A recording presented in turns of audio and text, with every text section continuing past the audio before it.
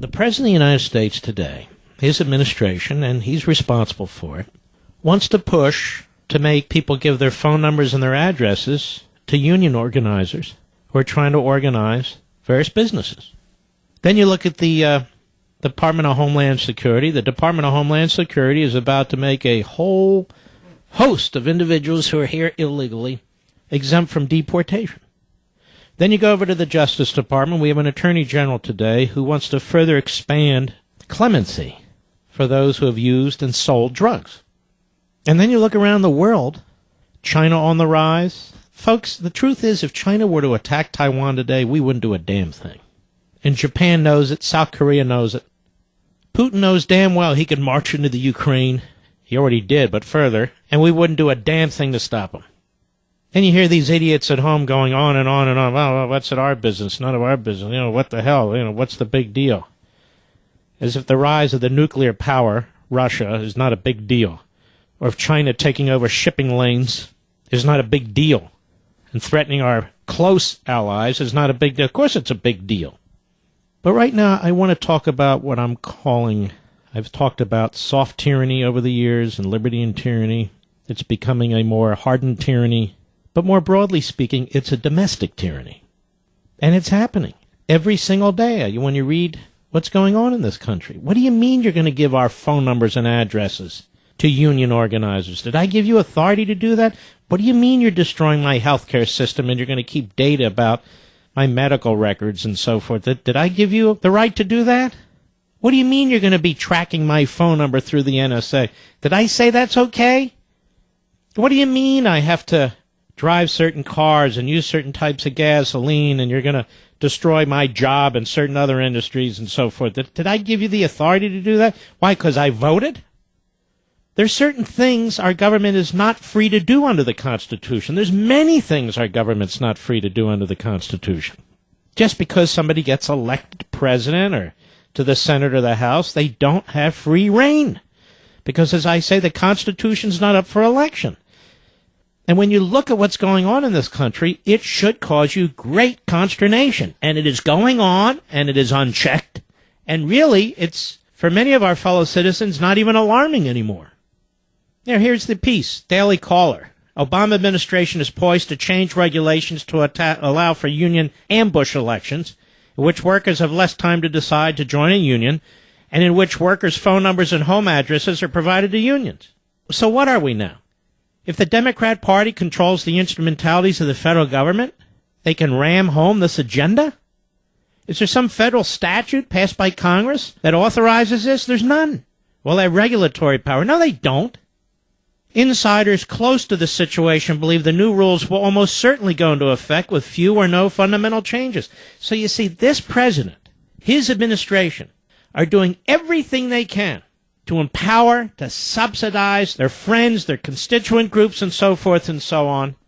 Meanwhile, the Republican Party is doing everything it can to destroy the base of the Republican Party and import more Democrats. This, Associated Press. This is from 2 hours ago. The Associated Press has learned that Homeland Security Secretary Jay Johnson is considering limiting deportations of immigrants living in the U.S. illegally, but without serious criminal records. Since when is that the standard? Oh, great. You haven't raped anybody? You haven't robbed a bank? No other forms of assault or misbehavior? Well, they only committed a misdemeanor, you know. Oh, okay. People are prosecuted for certain misdemeanors? But since when is that the standard? When was this dumbed down? The potential change could shield tens of thousands of immigrants, now illegal immigrants, now removed each year solely because of repeated immigration violations, such as reentering the country after being deported. So this is how Erica Werner of the Associated Press reports it. Just because you keep violating our immigration laws, that shouldn't be the sole reason that you're deported. If that's all you've done, well then welcome. And even so, she goes on, the change would fall short of deportation curbs demanded by activists frustrated by congressional inaction. Let me tell you something. These activists have a completely different agenda, an extraordinarily radical agenda. See, they don't believe that Texas and Arizona and New Mexico and California and probably other parts of the country are legitimately American. They don't believe it. That's what they're about. Apparently what Obama's about, too. And moreover, you go over to Breitbart, and they point out that the left wing is beginning efforts to publicize gaps in the border fence area. A coalition of investigative journalists, to include the Center for Investigative Reporting, recently announced a public project to map border infrastructure used to hopefully minimize unlawful crossing and other illegal activities. While the effort is understandably time-consuming and leads to frustration, security experts argue the key is proper placement. But what the left is doing is they're saying, look at these big gaps, particularly in Texas, and they're putting the information out. Why would somebody do that to their own country? Why would they try and encourage illegal immigration into their own country? What does that say about their belief in their own country? So, I look at these, and there's more. I look at these articles and say, here's another one. New York slimes. We have sheriffs limit detention of immigrants because a magistrate has tied their hands, ladies and gentlemen. Some of these sheriffs in the West, well, they can't detain these illegal immigrants. So they're saying, all right, we give up. We give up. And this isn't just on immigration. Lawlessness is the rule, not the exception in this country. And we quietly listen to news reports, quietly watch cable, quietly listen to talk radio.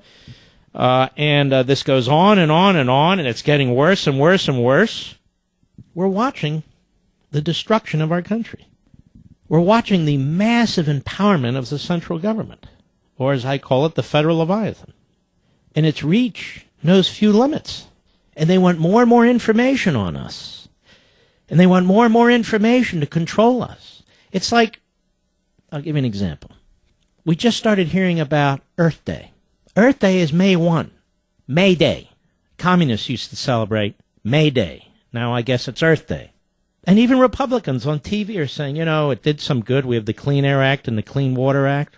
They never want to talk about the millions and millions of fellow human beings who are dead as a result of Earth Day and the EPA and the banning of DDT. They never want to talk about it. Is it because they're stupid? Is it because they're ignorant? Is it because they're propagandists? What is it? The EPA has done more damage to more human beings than any federal department that we have. And yet it's treated as this wellspring of great ideas to try and keep our water clean and our air clean. It is an iron-fisted bureaucracy that is trying to destroy private property rights and uses images like the polar bear and fear-mongering and other things to accomplish its means. I am not saying there shouldn't be any regulations. You'd be an idiot to say that. I'm saying this damn thing's out of control. And so as I started the program today, you step back and you look at these things. And it's happening so quickly. And it's happening so easily. With very little objection. With very little pushback. Something to be enormously concerned about. I'll be right back.